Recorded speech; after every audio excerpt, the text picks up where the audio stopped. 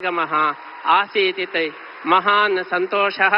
श्रीकृष्णः गीतायां धर्मस्य रक्षणम् आवश्यकं, धर्म संस्थापनार्थाय संभवामि युगे युगे, परित्राणाय साधूनां विनाशाय च दुष्कृताम्।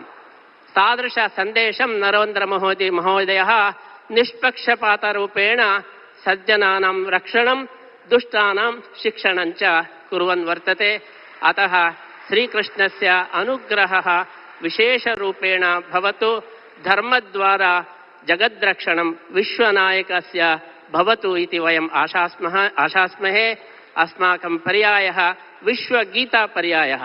विश्वगीतापर्याये विश्वनायकः आगतः इति सार्थकम् इति अस्माकम् आशयः वर्तते। तादृश नरेंद्र मोदी महोदयद्वारा धर्मरक्षणं भवतु इति अस्माभिः प्रार्थना क्रियते। शास्त्रे धर्मो रक्षति रक्षितः इति घोषणं कृतम्। अस्माभिः मोदी रक्षति रक्षितः।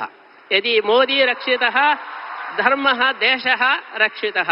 मोदी हस्ते समग्र विश्वं सुरक्षितं वर्तते इति अस्माकं भावना। तादृश अनुग्रहः श्रीकृष्णस्य अनुग्रहः भवतु इति प्रार्थनां कृत्वा नरेंद्र मोदी महोदयस्य अस्मिन् दिवसे श्रीकृष्ण अनुग्रह रूपेण एकं प्रशस्तिं वयं ददामः। भारत भाग्यविधाता, भारत भाग्यविधाता।